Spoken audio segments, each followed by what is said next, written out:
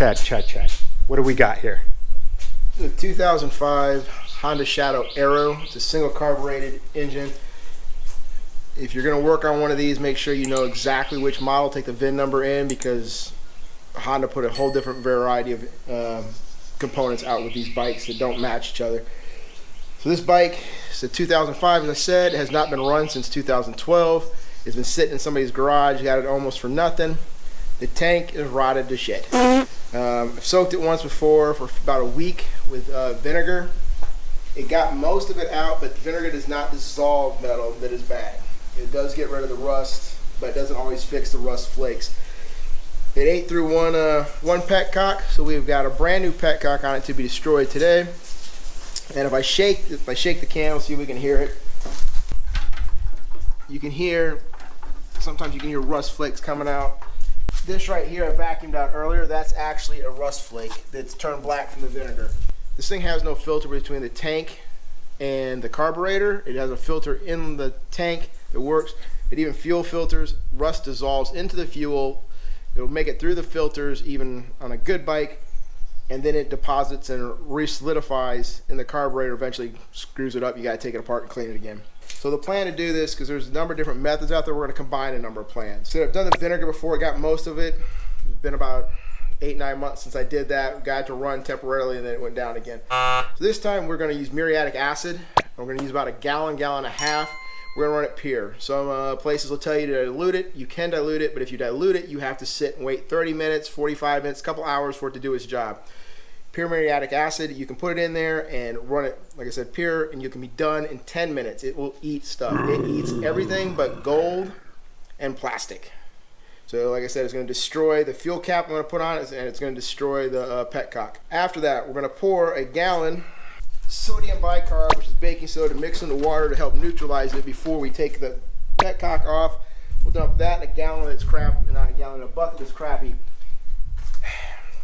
Then we're going to drain the muriatic and that gallon out, hopefully neutralizing most of it. We'll put the petcock back on, put another gallon in there of sodium bicarb and water, slosh around for a good bit, make sure it's good and neutralized. We'll then dump that out, rinse it out with pure water. And we have another product that I've used before in another tank that works pretty well. It's called Metal Rescue. This is the concentrated version. You can buy it in full gallons. Concentrated version is cheaper, and you just mix this with a gallon itself. So we'll pour some in, put this in the rest of the gallon, shake it up, put it in there. I'm going to run about 2.5 gallons between these two in it, or 2.25 gallons. And we're going to let that sit for a couple days, continually turning the tank numerous times a day, because I need a new filter for the petcock, the good petcock that's going in it. Okay, well, I'm just going to be the assistant pretty much. He likes playing with the chemicals. I just like standing 10 feet away and commentating on it. Step 1, prepare in an open and safe environment, and make sure to wear the proper gear when working with chemicals. Step 2, carefully pour into the tank. Now that you have the fluid in the tank, go ahead and rotate it. You do this usually for about 10 minutes.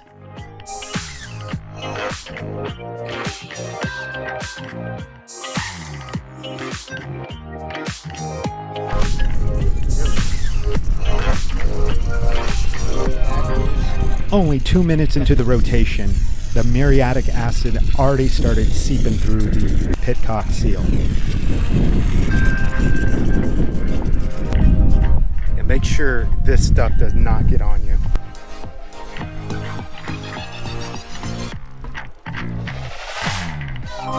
Step 4, start draining it.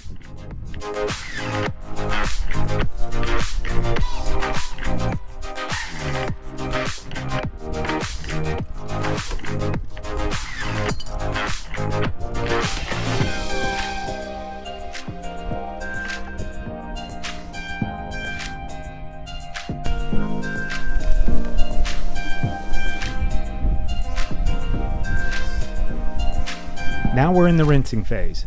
Grab some of that water with the mixed baking soda and run that through your tank.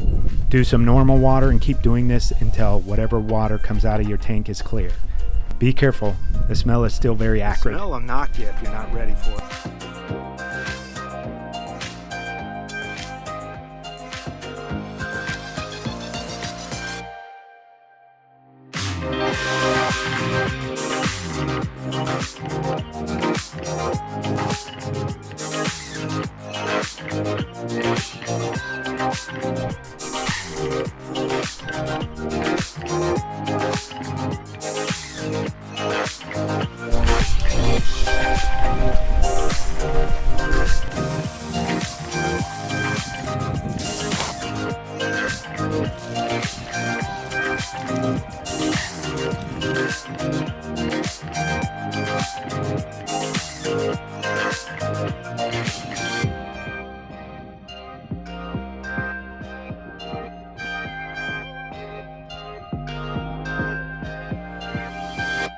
So after about 3 rinses, the water's coming out really nice and clear, and that's what you want.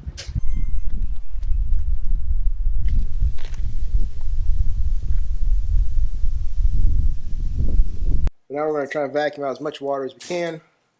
Got this special attachment set up from Amazon. Takes your regular shop vac in. We can probably post a link at the bottom, but makes small stuff. You get in this. Again, in most motocross bikes, ATVs and stuff, you don't need this, but this bike, there's humps in the tank, they're baffle type stuff, so you can't get to the other side. So we're going to hook it up and try and suck out as much water and garbage as we can.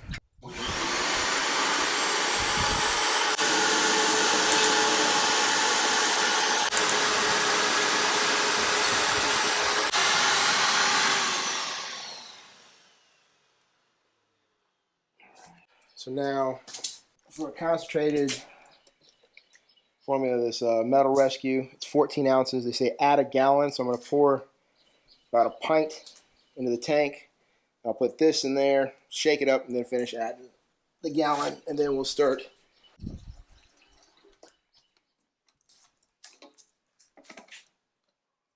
This stuff is supposed to be biodegradable. It's water soluble. It's supposed to turn the rust in this black film type thing.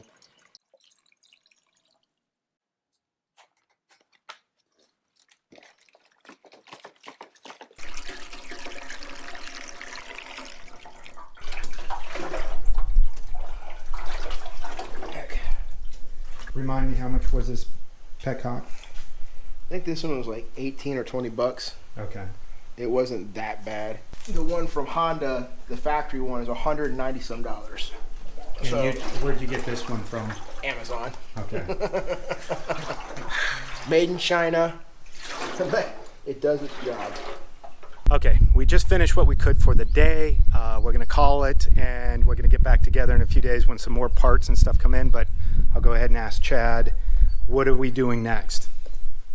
All right, we're gonna put 1 more gallon of the Metal Rescue in, and then we're just gonna turn it so every so many hours for the next 2 days until the Honda parts get here. Probably have to put a new Honda O-ring or gas O-ring on the petcock meets up to the tank. Other than that, we're gonna do that.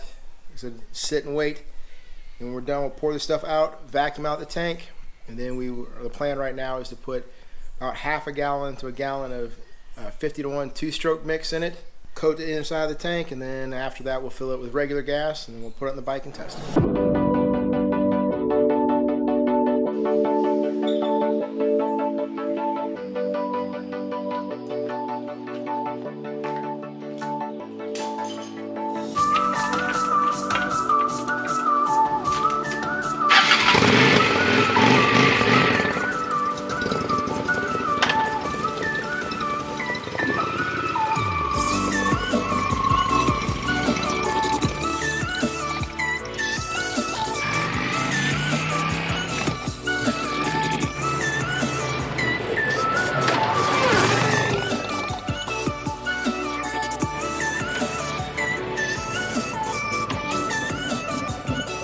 Good. But as far as you can tell, no issues with the fuel. No, fuel, it's not clogging. I'll drive it back and forth to work this week. Okay, so you're gonna make sure after a week's worth of riding it around, it's flawless. So if we pop the cap and we're gonna put a light in there and stuff, there's a touch of 2-stroke oil in there, so it's got a green tinge to the gas. But other than that, the tank is beautiful and shiny. Last time I took the carbs apart, I left it sit too long so the float stuck.